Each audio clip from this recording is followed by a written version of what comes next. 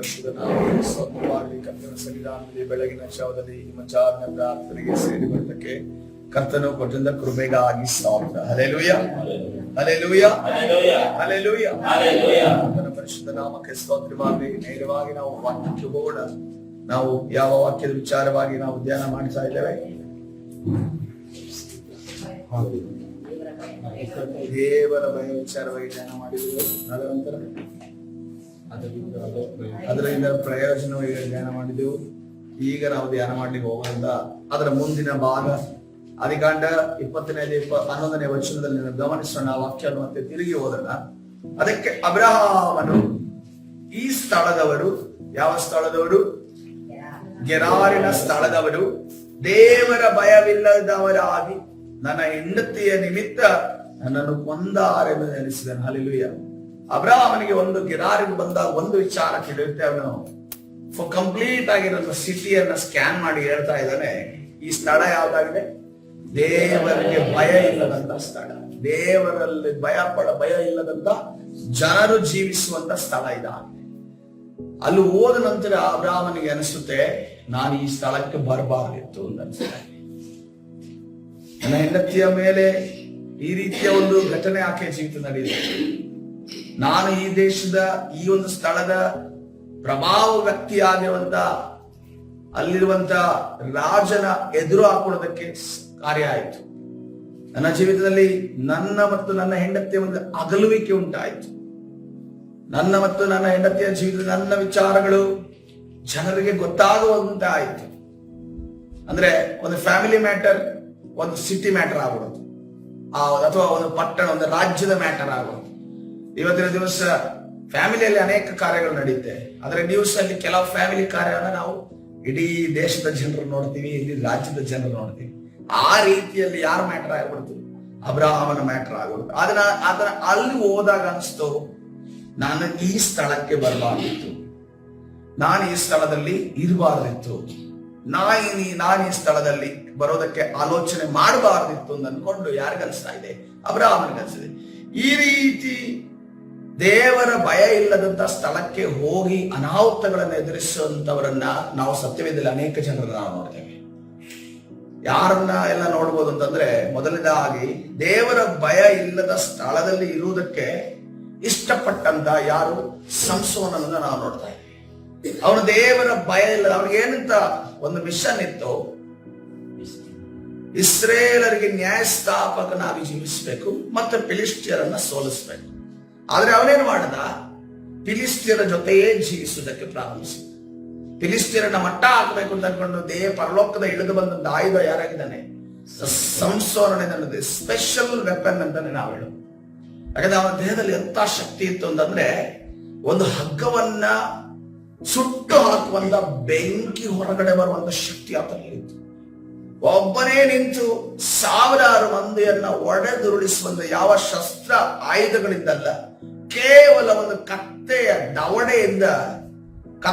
ದವಡೆಯಿಂದ ಸಾವಿರಾರು ಜನರನ್ನ, ಶಸ್ತ್ರಾಸ್ತ್ರ, ಗುರಾಣಿ, ಶಿರಸ್ತ್ರಾಣ, ಬೂಟು ಧರಿಸಿದಂತ, ಆ ಕವಚಗಳನ್ನ ಧರಿಸಿದಂತ ಆ ಒಂದು ಸೈನಿಕರನ್ನ ಕೇವಲ ಒಂದು ಕತ್ತೆಯ ದವಡೆಯಿಂದ ಸಾಯಿಸುವಂತ ಶಕ್ತಿ ಯಾರಲ್ಲಿತ್ತು?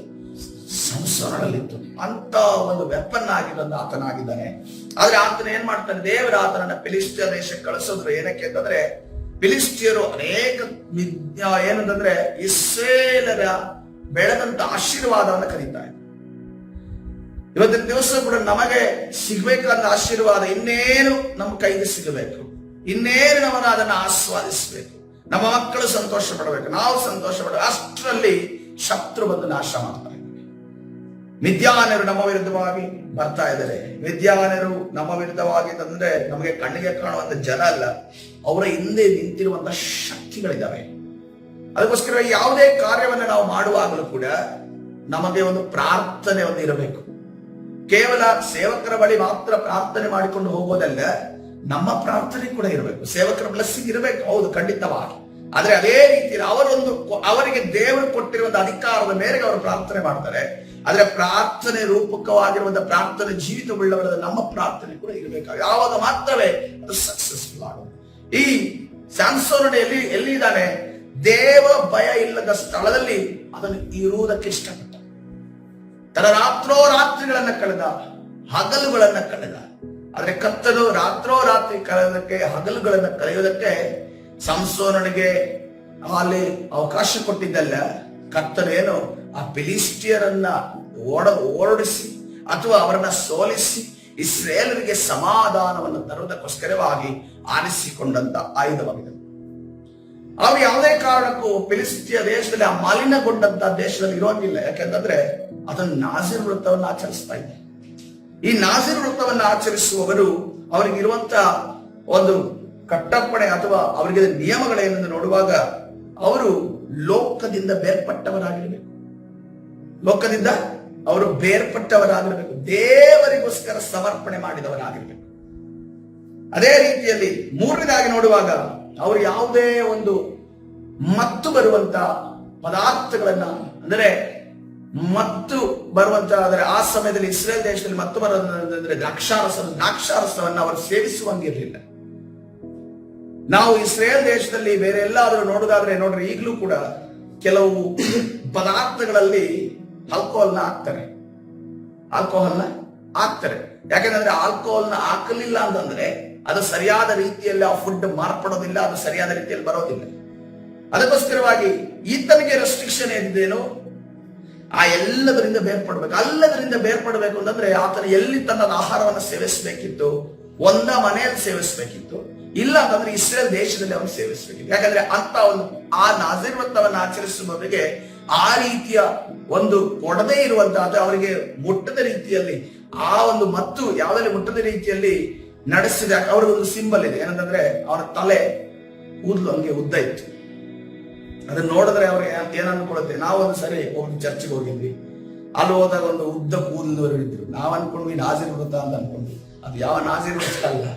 ಅವ್ರಿಗೇನಾಗ್ತಿತ್ತೋ ಗೊತ್ತಿಲ್ಲ, ಉದ್ದ ಕೂದಲು ಬಿಟ್ಟಿದ್ರು. ಅದು ಯಾಕೆ ಬಿಟ್ಟಿದ್ರು ಗೊತ್ತಿಲ್ಲ. ಮನುಷ್ಯನಾಗಿರ್ಲಿಲ್ಲ ಅನ್ಕೊಂಡು ದೇವರು ಆ ಕಾಡಿನ ಒಂದು ಪ್ರಾಚೀನ ಯುಗದಿಂದ ತಂದು ಈ ನವ ಯುಗಕ್ಕೆ ದೇವರು ಅವಕಾಶ ಕೊಟ್ಟಿರುವಾಗ ಅವರೇನಂದ್ರೆ, ನಾವು ಹಂಗಲ್ಲ, ನಾವು ಪ್ರಾಚೀನ ಯುಗದವರೇ, ಉದ್ದ ಕೂದಲು ಬಿಡುವರು, ಮತ್ತೆ ಎಲ್ಲೆಲ್ಲೋ ಏನೋ ಈ ಮೊದಲು ಈ ಕಾಡು ಮನುಷ್ಯರು ಈ ಲೋಹಗಳನ್ನ ಮಾಡಿ ಎಲ್ಲೆಲ್ಲೋ ಚುಚ್ಕೋತಾ ಇದ್ರು. ಈಗಲೂ ಕೂಡ ಆಫ್ರಿಕಾದಲ್ಲಿ ಚುಚ್ಕೊಳ್ಳೋದು, ಮತ್ತೆ ನಾಲ್ಗೈದು ಇಷ್ಟು ಉದ್ದ ಬಿಟ್ಕೊಂಡು ಅದ್ರ ಮೇಲೆ ಏನೋ ಪ್ಲೇಟ್ ಇಟ್ಕೊಳ್ಳೋದು, ಆ ರೀತಿ ಎಲ್ಲ ಮಾಡ್ತಾರೆ. ಆ ರೀತಿ ಸ್ವಭಾವವುಳ್ಳಂತ ಯವನಸ್ಥರು ಈಗಲೂ ಇದ್ದಾರೆ. ಯಾಕೆಂತಂದ್ರೆ ನಾವು ಪ್ರಾಚೀನ ಯುಗದವರನ್ನ ನಾನು ನೋಡಿಲ್ಲ. ಸೊ ಅದನ್ನ ನಗರದಲ್ಲಿ ನೋಡ್ಬೇಕು ಅಂತಂದ್ರೆ ಅಂತವರೇ ನಮ್ಗೆ ಕಣ್ಣಿಗೆ ಸಿಕ್ಕಿದ್ರೆ ನಾವು ಅದನ್ನ ನೋಡ್ಬೋದು. ನಮ್ಗೆ ಆಶ್ಚರ್ಯ ಆಯ್ತು, ಈ ರೀತಿ ವ್ಯಕ್ತಿಗಳು ಕೂಡ ಇರ್ತಾರೆ. ಇಷ್ಟು ದೊಡ್ಡ ಕೂದಲು, ಒಬ್ಬ ಗಂಡಸಿಗೆ ಇಷ್ಟು ದೊಡ್ಡ ಕೂದಲು, ಹೆಂಗಸಿಗೆ ಕೂದಲು ಬರೋದಕ್ಕೋಸ್ಕರವಾಗಿ ಅವ್ರು ಏನೇನೋ ಶಾಂಪುಗಳನ್ನ ಉಪಯೋಗಿಸ್ತಾರೆ. ಆದ್ರೆ ಇವರು ಏನೋ ಶಾಂಪು ಬಳಕೆ ಇಲ್ಲದೆ ಒಂದು ಕೂದಲು ಇಷ್ಟೊಂದು ನೋಡಿ, ನಾವು ಭಯಭಕ್ತಿಯಿಂದ ಪಾಪ ನಾಜೀರ್ ವ್ರತ ಏನೋ ಆಗಿದೆ, ಅವರೊಂದು ವ್ರತದಲ್ಲಿ ಇರ್ಬೋದು ನನ್ಕೊಂಡು ನಾವು ಅವ್ರಿಗೆ ಗೌರವ ಸೂಚಿಸಿದ್ರೆ ನೋಡುವಾಗ ನಾವು ಹೋಗಿ ಕೇಳೇ ಬಿಟ್ವಿ. ಅಲ್ಲಿರುವಂತ ವರ್ಷಿಪ್ ಲೀಡರ್ ಯಾರು ವರ್ಷಿಪ್ ಮಾಡ್ತಾ ಇದ್ರು ಅವತ್ತಿನ ದಿವಸ ಅವ್ರಿಗೆ ಹೋಗಿ ಕೇಳೇ ಬಿಟ್ವಿ. ಅದು ಅವರು ಬಂದ್ರಲ್ಲ ಉದ್ದ ಕೂದಲು ಇಟ್ಕೊಂಡು ಪಾಸ್ಟರ್ ಮುಂದೆ ಅವ್ರೇನಾದ್ರು ವೃತ್ತದಲ್ಲಿದ್ದಾರ, ನೋ ಅವ್ರೇನು ಗೊತ್ತಿಲ್ಲ, ಅವ್ನು ಸ್ಟೈಲ್ ಮಾಡ್ತಾರೆ ಅಷ್ಟೇ. ಅದಕ್ಕೋಸ್ಕರ ನಮ್ಮ ಸಭೆಯಲ್ಲಿ ದೇವರು ನಮಗೆ ಯವನಸ್ಥರನ್ನು ಕೊಟ್ಟಿದ್ದಾರೆ. ಆ ರೀತಿಯಲ್ಲಿ ವ್ಯತಿರಿಕ್ತವಾಗಿರೋದನ್ನ ದೇವರು ಕೊಡದೇ ಇರುವುದಕ್ಕೆ ದೇವರಿಗೆ ಸ್ತೋತ್ರ. ಹಲ್ಲೆಲೂಯ. ನಮ್ಮ ಮನೆ ಮರ್ಯಾದೆ ಉಳಿದಿದೆ, ನಮ್ಮ ಸಭೆ ಮರ್ಯಾದೆ ಉಳಿದಿದೆ. ಹಲ್ಲೆಲೂಯ. ಯಾಕಂದ್ರೆ ನಾಳೆ ದಿವಸ ಏನಾದ್ರು ಅಂತದ್ದೇನೋ ಎಕ್ಸಾಂಪಲ್ ಇದ್ದಿದ್ರೆ ನಮ್ಮ ಹತ್ರ ಬಂದು ಕೇಳಿರೋರು ಏನಿದು ನಾಜೀರ್ ವ್ರತ ಅಂತ ಎಲ್ಲ ಏನಿಲ್ಲ, ಅವ್ರು ಹಂಗೆ ಸ್ಟೈಲ್ ಮಾಡೋದು ಅಂತ ಅನ್ಕೊಂಡು ಹೇಳ್ಬೇಕು. ಸೊ ಇಲ್ಲಿ ಮತ್ತೆ ಇನ್ನೊಂದೇನೋ ಇತ್ತಂದ್ರೆ ಅವನು ಡೆಡ್ ಬಾಡೀಸ್ ಅನ್ನ, ಸತ್ತಂತ ಶರೀರಗಳನ್ನ ಮುಟ್ಟಂಗಿಲ್ಲ ಅನ್ನೋ ರೀತಿಯ ಒಂದು ನಿರ್ಬಂಧ ಯಾರ ಮೇಲೆ ಇತ್ತು? ಸಂಸೋನನಿಗಿದ್ದಂತ ಆತನ ಏನು ಮಾಡಬೇಕಾಗಿತ್ತು? ಆತನ ಯಾವುದೇ ಕಾರಣಕ್ಕೂ ಇಂಥ ಒಂದು ವೃತ್ತದಲ್ಲಿ ಇದ್ದವನು ಯಾವುದೇ ಕಾರಣಕ್ಕೂ ಅನ್ಯ ದೇಶದಲ್ಲಿ ಅದನ್ನು ಉಳ್ಕೊಳ್ಳಂಗಿಲ್ಲ. ಯಾಕಂದ್ರೆ ಅಲ್ಲಿ ಏನ್ ತಿಂತಾರೋ ಗೊತ್ತಿಲ್ಲ, ಯಾವ ರೀತಿಯಲ್ಲಿ ಯಾವ ಜಾಗದಲ್ಲಿ ಮಲಗ್ತಾರೋ, ಇರ್ತಾರೋ, ಹೊರಡ್ತಾರೋ ಏನ್ ಗೊತ್ತಿಲ್ಲ, ಅಥವಾ ಯಾವ ಒಂದು ಪದ್ಧತಿಗಳನ್ನ ಅವ್ರು ನಡೆಸ್ಕೊಂಡು ಹೋಗ್ತಾರೆ ಗೊತ್ತಿಲ್ಲ. ಆ ಒಂದು ಸ್ಥಳದಲ್ಲಿ ಆತನು ಜೀವಿಸದೆ ತನ್ನ ಟಾಸ್ಕ್ ಮುಗಿದ ಕೂಡಲೇ ಆತನು ತಿರುಗಿ ಇಸ್ರೇಲ್ ಅಲ್ಲಿ ನೆಲೆಸಬೇಕಾದಂತ ನಿರ್ಬಂಧ ಯಾರಿಗಿತ್ತು? ಸಂಸೋನಿಗಿತ್ತು. ಆದ್ರೆ ಸಂಸೋನ ಅದನ್ನು ಮಾಡಿಲ್ಲ. ಅವನು ಎಲ್ಲಿ ಇಷ್ಟಪಟ್ಟ? ಫಿಲಿಸ್ಟಿಯ ದೇಶದಲ್ಲಿ ಅದನ್ನು ಇಷ್ಟಪಡೋದಕ್ಕೆ ನೋಡಿದ. ಫಿಲಿಸ್ತಿಯ ದೇಶದಲ್ಲಿ ಅವನು ಆ ಒಂದು ಇಷ್ಟಪಟ್ಟದರ ನಿಮಿತ್ತವಾಗಿ ಅದು ದೇವ ಭಯ ಇಲ್ಲದಂತ ಸ್ಥಳವಾಗಿರೋದ್ರಿಂದ ಮೋಸವಾಗಿ ಆತನ ಸಾಯುವಂತ ಪರಿಸ್ಥಿತಿ ಎದುರಾಯ್ತು. ಇವತ್ತಿನ ದಿವಸ ದೇವ ಮಕ್ಕಳಾದ ನಾವು ಕೂಡ ನಾವು ಹೋಗುವಂತ ಸ್ಥಳಗಳ ಬಗ್ಗೆ ನಮಗೆ ಆಲೋಚನೆ ಇರಲಿ. ನಾವು ಹೋಗುವಂತ ಸ್ಥಳಗಳ ಬಗ್ಗೆ ಆಲೋಚನೆ ಬರಲಿ. ನಾವು ಹೋಗುವಂತ ಸ್ಥಳವೇ ಅನ್ಯಾಯದ ಸ್ಥಳವಾಗಿ ನಾವು ಅಲ್ಲಿ ನ್ಯಾಯ ಬೇಕು ಅಂತ ಅನ್ಕೊಂಡು ಕೇಳಿದ್ರೆ ನ್ಯಾಯ ಸಿಗುತ್ತೆ. ಒಳ್ಳೆ ಕೆಲಸವನ್ನ ಮಾಡುವಂತ ನಾವು ಕೆಟ್ಟ ಕೆಲಸದ ಜಾಗದಲ್ಲಿ ಮಧ್ಯದಲ್ಲಿ ನಿಂತು ಒಳ್ಳೆ ಕೆಲಸ ನಡಿಬೇಕು, ಒಳ್ಳೆ ಕೆಲಸ ನನಗಾಗಬೇಕು, ಒಳ್ಳೆಯ ಕಾರ್ಯಗಳು ನನಗಾಗಬೇಕು ಅಂತ ಬಯಸಿದ್ರೆ ಆಗುತ್ತೆ. ಅದಕ್ಕೋಸ್ಕರವಾಗಿ ಇವತ್ತಿನ ದಿವಸ ನಾವು ಇರುವಂತ ಸ್ಥಳವನ್ನ ನಾವು ಯಾವ ಕಾರಣಕ್ಕಾಗಿ ಇಷ್ಟಪಡ್ತಿದ್ದೇವೆ ಅನ್ನೋದನ್ನ ನಾವು ಇವತ್ತಿನ ಎರಡನೇ ನೋಡೋಣ. ದೇವ ಭಯ ಇಲ್ಲದ ವ್ಯಕ್ತಿಯನ್ನು ಸಂಗಾತಿಯನ್ನಾಗಿ ಮಾಡಿಕೊಂಡಾಗ, ಸಂಗಾತಿಯನ್ನ ಮಾಡಿಕೊಂಡ ನಮ್ಮ ಬೈಬಲ್ ಸತ್ಯವೇದದಲ್ಲಿ ನಮಗೆ ಅದನ್ನ ಹೇಳಿಕೊಳ್ಳುವುದಕ್ಕೆ ಅನ್ಯ ಜನರ ಮುಂದೆ ಕಷ್ಟವಾದ ರೀತಿಯಲ್ಲಿ ಮಾಡಿಕೊಂಡ. ಯಾರು ಮಾಡಿಕೊಂಡ? ಸೊಲೊಮೋನ ಮಾಡಿಕೊಂಡ. 1000 ಜನ ಹೆಂಡತಿಯರಂತಂದ್ರೆ ಅದನ್ನ ನೆನೆಸ್ಕೊಳ್ಳೋದಕ್ಕೆ ಕನಸಲ್ಲೂ ಕೂಡ ಒಂದು ಸರಿ ಬಂದ್ರೆ ಭಯ ಹಿಡಿದು ಬಿಡುತ್ತೆ, ಸಿಡ್ಲೊಡ್ದಂಗ ಆಗ್ಬಿಡುತ್ತೆ. ಯಾಕಂದ್ರೆ ನಮಗೆ ಕೊಟ್ಟಿರುವಂತ ಒಂದು ಹೆಂಡತಿಯನ್ನ ನಿಭಾಯಿಸಿಕೊಂಡು ಜೀವನ ಮಾಡ್ಕೊಂಡು ಹೋದ್ರೆ ಒಳ್ಳೆಯದು ಅನ್ನೋ ರೀತಿಯಲ್ಲಿ ದೇವರ ಕೃಪೆಯನ್ನು ನಮಗೆ ಸಿಕ್ಕಿರ್ತದೆ. ಆದ್ರೆ ಇವನು 1000 ಹೆಂಡತಿಯರನ್ನ ನಿಭಾಯಿಸಿ, ಅದು ಕೂಡ ಅವರೇನಂದ್ರೆ ಒಂದೊಂದು ಎಲ್ಲ ಊರಲ್ಲಿರುವಂತ ಎಲ್ಲಾ ಇದನ್ನ ತಂದು ಇಸ್ರೇಲ್ ಅಲ್ಲಿ ಇಟ್ಟು ಎಲ್ಲಾ ಇದು ಮಾಡ್ತಿರುವಂತ ಎಲ್ಲಾ ಆರಾಧನೆ ಮಾಡುತ್ತಿರುವಂತ ಪೂಜೆಗಳನ್ನ ಮಾಡ್ತಿದ್ದಂತ ವ್ಯಕ್ತಿಗಳನ್ನ ಆತನು ಮದುವೆ ಆದ. ಅದ್ರ ನಿಮಿತ್ತ ಏನಾಯ್ತು? ಅವನೇನಂದುಕೊಂಡ, ಅವ್ರದ್ದು ಇವ್ರದ್ದು ದೇಶದ್ದು ಎಲ್ಲಾ ತಂದು ನಾನು ರಾಣಿಯರನ್ನ ಮದುವೆ ಮಾಡಿದ್ರೆ ಯಾವ ಯುದ್ಧನೂ ಇರೋದಿಲ್ಲ, ನಾನು ಸಮಾಧಾನ ಆಗಿರಬಹುದು, ಯಾರ ಜೊತೆ ಕಚ್ಚಾಟ ಇರೋದಿಲ್ಲ, ಯಾರ ಜೊತೆನೂ ಜಗಳ ಇರೋದಿಲ್ಲ, ಯಾರ ಜೊತೆನೂ ನಮ್ಗೆ ವ್ಯವಹಾರ ಮಾಡೋದಕ್ಕೆ ಬಹಳ ಚೆನ್ನಾಗಿದೆ. ಈಗ ಫಾರ್ ಎಕ್ಸಾಂಪಲ್ ಒಂದು ದೇಶದ ಪ್ರೈಮ್ ಮಿನಿಸ್ಟರ್ ಅಮೆರಿಕ ದೇಶದ ಹುಡುಗಿನ ಮದುವೆ ಆಗಿ, ಫ್ರಾನ್ಸ್ ದೇಶದ ಹುಡುಗಿನ ಮದುವೆ ಆಗಿ, ಆದ ನಂತರ ಉತ್ತರ ಕೊರಿಯಾದ ದೇಶದ ಹುಡುಗಿಯರ ಮದುವೆ ಆಗಿ, ಆದ ನಂತರ ಶ್ರೀಲಂಕಾದ ಹುಡುಗಿಯನ್ನು ಮದುವೆ ಆಗಿ, ಪಾಕಿಸ್ತಾನದ ಹುಡುಗಿಯನ್ನು ಮದುವೆ ಆಗಿ, ಅವನ ಏನ ಆಲೋಚನೆ ಮಾಡ್ತಾ ಇದ್ದಾನೆ, ನಮ್ಗೆ ಯಾವ ತೊಂದರೆನೂ ಇಲ್ಲ, ಏನೇ ಆದ್ರೂ ಕೂಡ ಇಲ್ಲಿ ಮಗಳಿದ್ದಾಳಲ್ಲ ಅವಳಿಗೆ ಸ್ವಲ್ಪ ಟಾರ್ಚರ್ ಕೊಟ್ಟರೆ ಸಾಕು, ಅವನು ಸರಿ ಹೋಗ್ತಾನೆ ಅನ್ನೋ ರೀತಿಯಲ್ಲಿ, ಅಥವಾ ಇವಳ ಜೊತೆ ಚೆನ್ನಾಗಿದೆ, ಇವಳ ಮುಖಾಂತರ ಏನಾದ್ರೂ ಪ್ರಪೋಸಲ್ ಅನ್ನ ಇಡಬಹುದಲ್ಲ, ಒಳ್ಳೆ ರೀತಿಯಲ್ಲಿ ನಮ್ಮ ದೇಶಕ್ಕೆ ಒಳ್ಳೆ ಆಗಂಗೆ ಅನ್ನುವ ರೀತಿ ಆಲೋಚನೆ ಏನ್ ಮಾಡಿದ ಸೊಲೊಮೋನನು ಅವರನ್ನೆಲ್ಲರನ್ನ ಮದುವೆ ಮಾಡ್ಕೊಂಡು ಕೊನೆಗೇನಾಯ್ತು, ಅವನ ನಂಬಿಕೆ ಅಲುಗಾಡೋದಕ್ಕೆ ಸ್ಟಾರ್ಟ್ ಆಯ್ತು. ಅದಕ್ಕೋಸ್ಕರ ಒಂದನ್ನು ನಾವು ಅರ್ಥ ಮಾಡಿಕೊಳ್ಳಬೇಕು, ದೇವ ಭಯ ಇಲ್ಲದ ವ್ಯಕ್ತಿಯನ್ನ ನಮ್ಮ ಸ್ನೇಹಿತೆಯನ್ನಾಗಿ ಅಥವಾ ಸಂಗಾತಿಯನ್ನಾಗಿ ಮಾಡೋದು ಬಹಳ ಡೇಂಜರಸ್ ವಿಚಾರ ಆಗಿದೆ. ಆ ವಿಚಾರದಲ್ಲಿ ಸೈತಾನನು ಯಾವ ರೀತಿಯಲ್ಲಿ ನಮ್ಮ ಬಳಿಗೆ ನುಗ್ಗುತ್ತಾನೆ ಅಂತಾನೆ ನಮ್ಗೆ ಗೊತ್ತಾಗೋದಿಲ್ಲ. ಅದಕ್ಕೆ ಬಹಳ ಎಚ್ಚರದಿಂದ ಇರಬೇಕು ಅನ್ನೋದನ್ನ ಯಾರು ಹೇಳ್ಕೊಡ್ತಾ ಇದ್ದಾರೆ, ಯಾರ ಜೀವಿತ ಹೇಳ್ಕೊಡ್ತಾ ಇದ್ದಾರೆ? ನಮ್ಗೆ ಸೊಲೊಮೋನನ ಜೀವಿತ ಹೇಳ್ಕೊಡ್ತಾ ಇದೆ. ಮೂರನೇದಾಗಿ ನೋಡುವಾಗ, ದೇವ ಭಯ ಇಲ್ಲದ ಜಾಗವನ್ನ ಒಂದು ಸಾರಿ ನಾನು ಸವಿದು ನೋಡ್ತೀನಿ, ಒಂದು ಸಾರಿ ಅನುಭವ ಮಾಡ್ತೀನಿ ಅನ್ನೋದನ್ನ ಬಯಸಿದಂತ ವ್ಯಕ್ತಿ ಸತ್ಯವೇದದಲ್ಲಿ ಹೋಗ್ಬಿಟ್ಟಿದ್ದಾನೆ. ಯಾರವರು? ಒಂದು ಸಾರಿ ಸವಿದು ನೋಡ್ತೀನಿ, ಒಂದು ಸಾರಿ ಹೋಗ್ಬರ್ತೇನೆ, ದೀನಳೆಂದು ನೋಡ್ತೇವೆ. ಹಲ್ಲೆಲೂಯ. ಹಾಗೆ ನೋಡಿ ಲೋಕವನ್ನು ನೋಡೋದಕ್ಕೆ ಹೋಗಿದ್ದು ಕೇವಲ ಒಂದೇ ಸರಿ. ಆಕೆ ದೇವ ಜನಾಂಗಕ್ಕೆ ಸೇರಿದವಳು, ವಾಗ್ದಾನ ಪತ್ರಿಯಾಗಿದ್ದವಳು, ಈ ಒಂದು ಯಾಕೋಬನ ಮಗಳಾಗಿದ್ದವಳು, ಒಬ್ಬಳೇ ಒಬ್ಬ ಮಗಳು, 12 ಜನ ಅಣ್ಣಂದರಿಗೆ ಪ್ರೀತಿ ಪಾತ್ರಳಾದ. ಯಾಕೆ ನೋಡ್ರೆ ಪ್ರೀತಿ ಪಾತ್ರಳಾದ ಎಲ್ಲಿ ಗೊತ್ತಾಗುತ್ತೆ ಅಂದ್ರೆ, ಎಂತ ಒಂದು ದುಷ್ಕೃತ್ಯ ಕೈ ಹಾಕ್ತಾರೆ ಅಂತಂದ್ರೆ ಈ ಅಣ್ಣಂದ್ರು, ಅದು ಇಬ್ರು ಅಥವಾ 10 ಜನ ಹೋಗಿಲ್ಲ, ಇಬ್ರೇ ಹೋಗಿರೋದು. ಇಬ್ರು ಹೋಗಿ ಇಡೀ ಪಟ್ಟಣವನ್ನ ರಕ್ತದ ಒಂದು ಮಡುವಿನಲ್ಲಿ ಹಾಕಿ ಬರ್ತಾರೆ. ಅಲ್ಲಿದೆಲ್ಲ ಈ ಕಾರ್ಯಗಳನ್ನ ಸುಲ್ಕೊಂಡು ಬರ್ತಾರೆ. ಏನಕ್ಕೆ? ಆಕೆ ಒಂದು ಸಾರಿ ಲೋಕವನ್ನ ನೋಡಿ ಏನಾಯ್ತು ಅವಳಿಗೆ, ಅವಳ ಒಂದು ಮಾನಭಂಗ ಆಗಿರೋದ್ರಿಂದ ಅವರ ಮೇಲೆ ಆ ಒಂದು ಶೆಕೆಮ್ ಎಂಬಂತ ಪ್ರದೇಶದಲ್ಲಿ ದೇವ ಭಯ ಇಲ್ಲದಂತ ಜನ ಜೀವಿಸಿದ್ದರಿಂದ, ಆ ಶೆಕೆಮನು ಅವಳನ್ನ ಮಾನಭಂಗ ಪಡಿಸಿದ್ದರಿಂದ ಅಲ್ಲಿ ಏನಾಯ್ತು, ಒಂದು ದೊಡ್ಡ ದುಷ್ಕೃತ್ಯ ನಡೆಯಿತು. ಪ್ರೀತಿ ಪಾತ್ರಳಾದ ಆ ದೀನಳು, ಪ್ರಿಯ ಮಗಳಾದ ದೀನಳು ಆ ಒಂದು ಪರಿಸ್ಥಿತಿಯಲ್ಲಿ ಹಾದು ಹೋಗ್ಬೇಕಾಯ್ತು. ಪ್ರೀತಿಯ ತಂಗಿ ಆ ಒಂದು ಪರಿಸ್ಥಿತಿಯಲ್ಲಿ ಹಾದು ಹೋಗ್ಬೇಕಾಯ್ತು. ಇವತ್ತಿನ ದಿವಸ ನಮ್ಗೇನ್ ಹೇಳ್ತದೆ, ಒಂದು ಸಾರಿ ನಾನು ನೋಡಿ ಬರ್ತೇನೆ ಅಂತ ಅನ್ಕೊಂಡು ದೇವ ಭಯ ಇಲ್ಲದಂತ ಸ್ಥಳಕ್ಕೆ ನಾವು ಹೋಗೋದಾದ್ರೆ ಅಲ್ಲಿ ನಾವು ದೇವರಿಗೆ ಭಯಪಡುವ ವ್ಯಕ್ತಿಗಳನ್ನು ನಿರೀಕ್ಷಿಸಲಿಕ್ಕೆ ಸಾಧ್ಯವಿಲ್ಲ. ಅಲ್ಲಿ ಒಂದು ಕಾನೂನನ್ನು ನಿರೀಕ್ಷಿಸಲಾಗೋದಕ್ಕೆ ಸಾಧ್ಯವಿಲ್ಲ.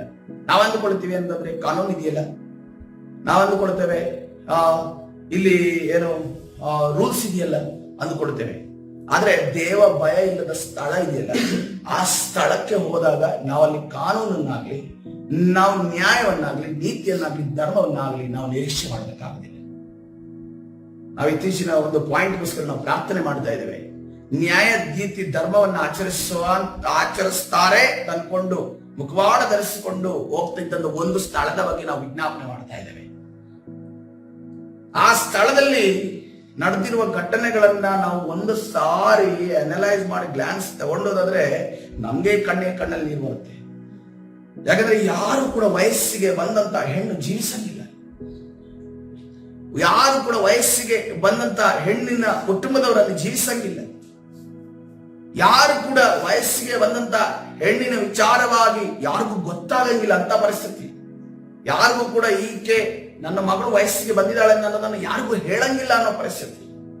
ಅದೇ ರೀತಿಯಲ್ಲಿ ಯಾವ ರೀತಿಯ ಪರಿಸ್ಥಿತಿ ಅಂದ್ರೆ, ಯಾವ್ದಾದ್ರು ಲ್ಯಾಂಡೋ ಆಸ್ತಿನೋ ನಮ್ಗಿದೆ ಅಂತ ಅನ್ಕೊಂಡು ಕೆಲವರು ಹೇಳ್ಕೊಡ್ತಾರಲ್ಲ, ಅಲ್ಲಿ ಹೇಳ್ಕೊಳಂಗಿಲ್ಲ. ಯಾಕೆಂದ್ರೆ ಅಲ್ಲಿ ದೊಡ್ಡ ದೊಡ್ಡ ವ್ಯಕ್ತಿಗಳು ಏನ್ ಮಾಡ್ತಾರೆ, ಆ ಲ್ಯಾಂಡ್ ನ ಎನ್ಕ್ರೋಚ್ ಮಾಡ್ತಾರೆ, ಒತ್ತುವರಿ ಮಾಡ್ತಾರೆ, ತಮ್ಮದಾಗಿಸ್ಕೊಳ್ತಾರೆ. ಏನಕ್ಕೆ? ಹಣಕ್ಕ. ಯಾವ ಹಣನೂ ಕೊಡಂಗಿಲ್ಲ. ಯಾವ ಹಣನೂ ವ್ಯವಹಾರದ ರೀತಿಯಲ್ಲಿ ನಡೆಯೋದಿಲ್ಲ. ಅದು ಬರ್ಕೊಡು ಅಂದ್ರೆ ಬರ್ಕೊಡ್ಬೇಕು, ಬರ್ಕೊಡು ಅಂದ್ರೆ ಬರ್ಕೊಡ್ಬೇಕು. ಆ ರೀತಿಯಲ್ಲಿ ಆ ಸ್ಥಳದಲ್ಲಿ ಅನ್ಯಾಯಗಳು ನಡೆದು ಇವತ್ತಿನ ದಿವಸ ಹೊರಗಡೆ ಬಂತು. ಆದ್ರೆ ಸ್ವಲ್ಪ ದಿನ ಮಾತ್ರ ಹೊಗೆ ಅಲ್ಲಾಡ್ತು, ಈಗ ತಣ್ಣಗಾಗಿದೆ. ಆದ್ರೆ ಅಲ್ಲಿ ಸುರಿಸಿರುವಂತ ಆ ಒಂದು ಹೆಣ್ಣು ಮಕ್ಕಳ ರಕ್ತಕ್ಕೋಸ್ಕರವಾಗಿ ದೇವರ ನ್ಯಾಯ ತೀರಿಸ್ತಾನೆ. ಹಲ್ಲೆಲೂಯಾ. ಯಾಕಂತಂದ್ರೆ ದೇವರ ವಾಕ್ಯ ಹೇಳ್ತದೆ, ನಾವು ಕಾಯಿನ ವಿಚಾರ ನೋಡ್ತೀವಿ, ಆತನ ಹೇಬೇಲನ್ನು ಸತ್ತ ಹೋದಾಗ ಹೇಬೇಲನ ರಕ್ತವು ಒಂದು ರಿವೆಂಜ್ಗೋಸ್ಕರವಾಗಿ ಕೂಗ್ತಾ ಇದೆ, ಒಂದು ರಿವೆಂಜ್ಗೋಸ್ಕರ ಕೂಗ್ತಾ ಇದೆ. ರಿವೆಂಜ್ ಆಗ್ಲಿಲ್ಲ ಅನ್ನೋದ್ರು ಕೂಡ ಮುಂದಿನ ದಿನಮಾನದಲ್ಲಿ ಇಂತಹ ದುಷ್ಕೃತ್ಯಗಳು ಈ ಭೂಲೋಕದಲ್ಲಿ ನಡೆಯಬಾರದು ಅದಕ್ಕೋಸ್ಕರವಾಗಿಯೂ ದೇವರು ನ್ಯಾಯವನ್ನು ಒದಗಿಸಬೇಕು. ಹಲ್ಲೆಲೂಯಾ. ಅದಕ್ಕೋಸ್ಕರವಾಗಿ ನಾವು ಬಲವಾಗಿ ನಾವು ಪ್ರಾರ್ಥನೆ ಮಾಡಬೇಕು ಪ್ರಿಯರೇ. ಅದರಲ್ಲಿ ನ್ಯಾಯ ಸ್ಥಾಪಿಸಲ್ಪಡಲೇಬೇಕು. ಹಲ್ಲೆಲೂಯಾ. ಕರ್ತನ ಪರಿಶುದ್ಧ ನಾಮಕ್ಕೆ ಸ್ತೋತ್ರವಾಗಲಿ. ನಾಲ್ಕನೇದಾಗಿ ನೋಡ್ತೀವಿ, ದೇವ ಭಯ ಇರುವ ಜಾಗಕ್ಕಿಂತ ದೇವ ಭಯ ಇಲ್ಲದ ಜಾಗಕ್ಕೆ ಹೋಗೋದು.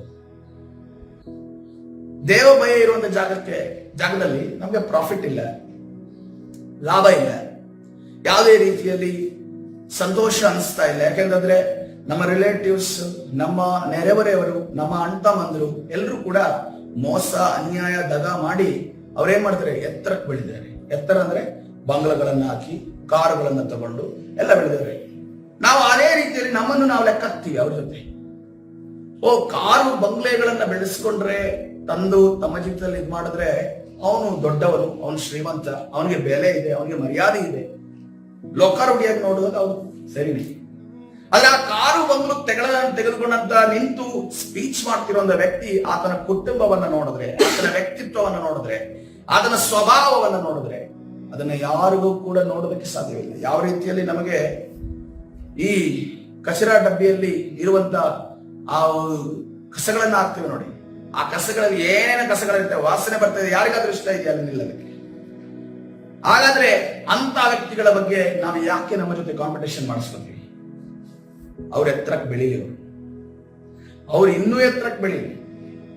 ಆದ್ರೆ ದೇವರು ನಮಗೆ ಸಮಾಧಾನವನ್ನು ಕೊಟ್ಟಿದ್ದಾನೆ ಪ್ರಿಯರೇ. ಹಲ್ಲೆಲೂಯಾ. ಅದು ಇಲ್ಲದೆ ಹೋದರೂ ಕೂಡ ಕರ್ತನು ನಮಗೆ ಸಮಾಧಾನವನ್ನ ಕೊಟ್ಟಿದ್ದಾನೆ. ಯಾಕೆಂತಂದ್ರೆ ಅವರು ಅದನ್ನ ಹೊಂದಿದ್ರು ಕೂಡ ಹೊಂದಿಲ್ಲದ ರೀತಿಯಲ್ಲಿ ಜೀವಿಸ್ತಾ ಇದ್ದಾರೆ. ಅವರು ಹೊಂದಿದ್ರು ಕೂಡ ಹೊಂದಿಲ್ಲದ ರೀತಿಯಲ್ಲಿ ರಾತ್ರಿ ಅವನಿಗೆ ನಿದ್ದೆ ಸ್ಲೀಪಿಂಗ್ ಟ್ಯಾಬ್ಲೆಟ್ ತಗೊಂಡೇ ಅವನು ಮಲಗಬೇಕು, ನಿದ್ರೆ ಮಾತ್ರೆಯನ್ನ ತೆಗೆದುಕೊಂಡೇ ಅವನು ಮಲಗಬೇಕು. ಇವತ್ತಿನ ದಿವಸ ಕರ್ತನು ನಮಗೆ ಮಲಗದುಕೊಳ್ಳ ನಿದ್ರೆ ಕೊಡ್ತಾನ, ಮಲಗದುಕೊಳ್ಳ ನಿದ್ರೆ ಕೊಡ್ತಾನ. ಕರ್ತನು ಕೃಪೆಗೆ ಸ್ತೋತ್ರ ಹೇಳಿದ್ರೆ ಹಲ್ಲೆಲೂಯಾ, ಹಲ್ಲೆಲೂಯಾ.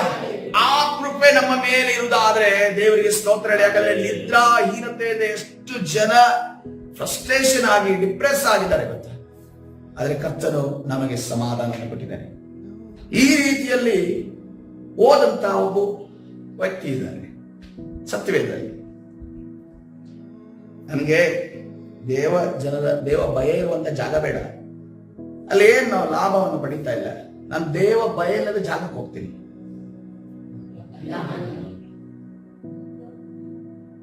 ಲೋಟ ಇಸ್ರೇಲ್ ದೇಶದಲ್ಲೇ ಇದ್ದ. ಇಷ್ಟು ದೇಶದಲ್ಲಿ ಯೋರ್ದಾನ್ ಹೊಳೆ ಹತ್ತಿರ ಜಾಗನ ಆರಿಸ್ಕೊಂಡು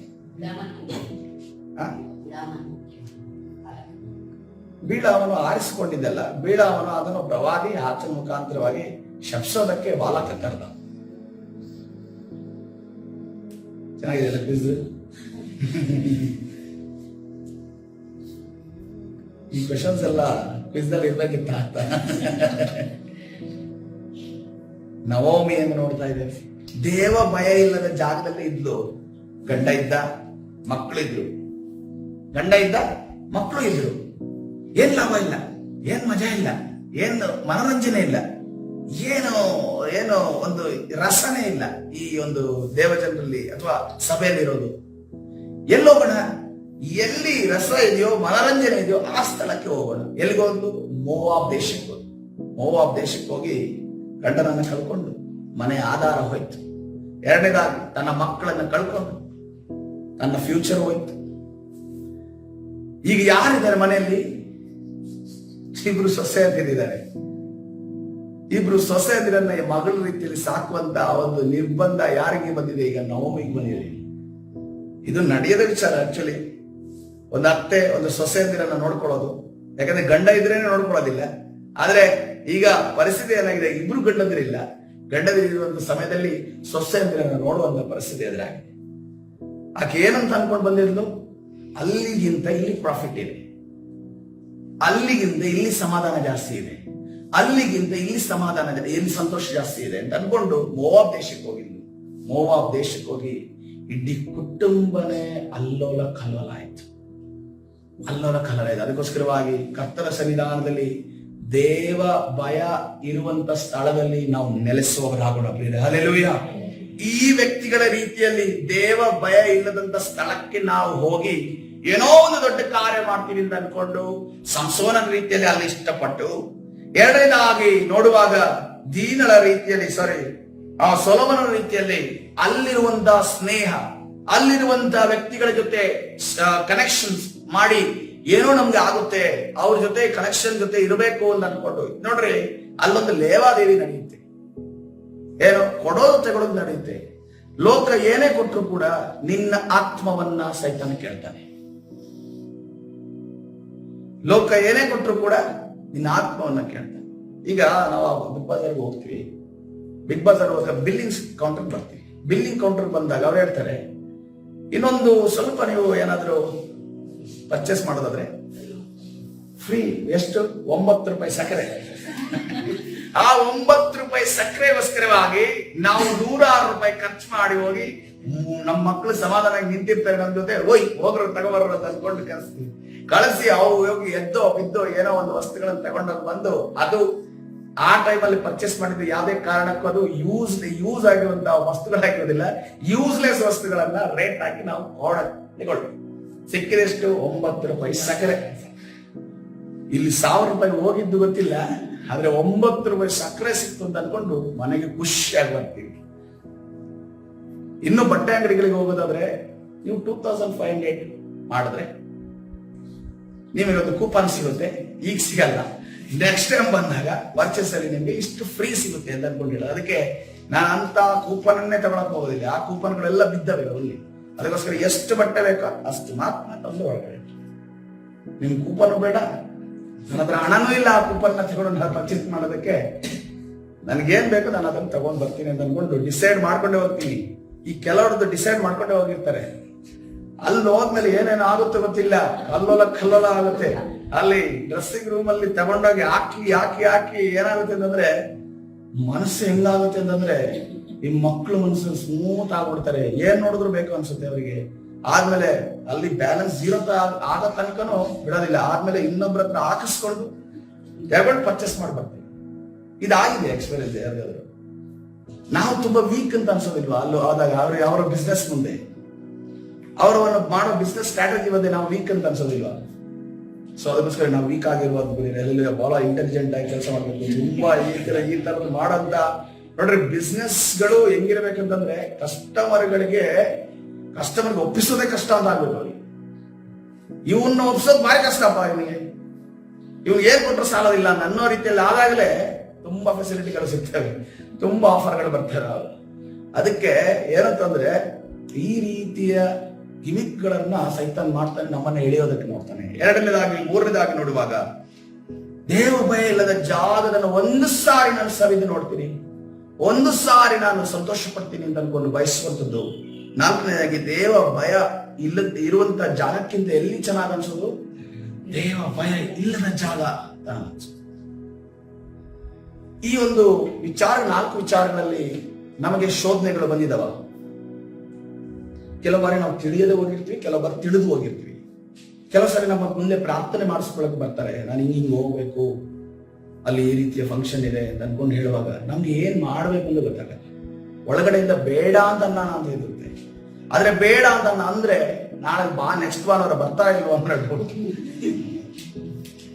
ನೆಕ್ಸ್ಟ್ ಭಾನುವಾರ ಬರ್ತಾರ ಇಲ್ವೋ ಅನ್ನೋ ಡೌಟ್. ಅದಕ್ಕೆ ಏನೇನೋ ತಿರುಗಿಸಿ ಅರ್ಥ ಮಾಡ್ಸಕ್ ನೋಡ್ತೀವಿ. ಆದ್ರೆ ಎಷ್ಟು ಮಟ್ಟಕ್ಕೆ ಇವರು ಹೋಗದೇ ಇದ್ರು ಕೂಡ ಅಲ್ಲೇ ಮುಳುಗಿದ್ದಾರೆ ಅಂತಂದ್ರೆ ಅವ್ರಿಗೆ ಏನೇ ಹೇಳಿ ಅವರೊಂದು ರೀಸನ್ ಹೇಳ್ತಾರೆ.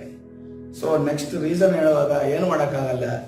ಈ ದೀನನ ರೀತಿಯಲ್ಲಿ, ಸಂಸೋನರ ರೀತಿಯಲ್ಲಿ, ಈ ನವಮಿಯ ರೀತಿಯಲ್ಲಿ, ಅದೇ ರೀತಿಯಲ್ಲಿ ಇನ್ನೊಬ್ಬ ಯಾರ ಬಗ್ಗೆ ಸೊಲೋಮನ ರೀತಿಯಲ್ಲಿ ಕಷ್ಟ ಅನುಭವಗಳನ್ನು ಪಡೆದು ಆದ ನಂತರ ದುಃಖದಿಂದ, ನೋವಿನಿಂದ, ಕಣ್ಣೀರಿನಿಂದ ಬರ್ತಾರೆ.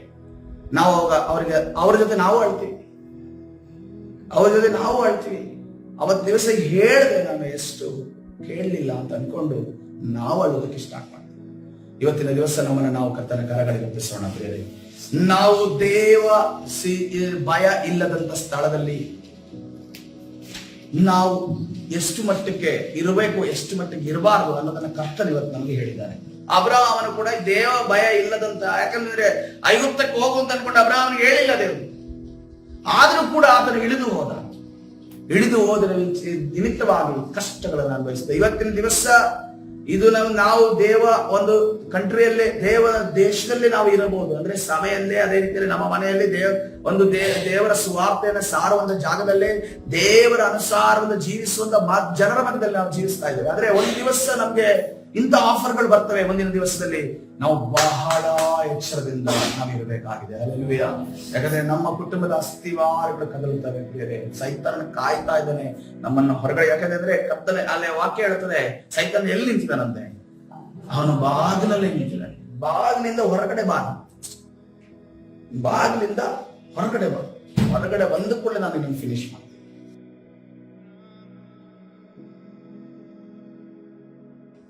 ಅದಕ್ಕೋಸ್ಕರ ಕರ್ತನ ಸನ್ನಿಧಾನ ನಮ್ಮನ್ನು ನಾವು ಕರ್ತನ ಕರಗಳಿಗೆ ಸಮರ್ಪಿಸೋಣ ಬೇರೆ. ಹಲ್ಲೆಲೂಯಾ.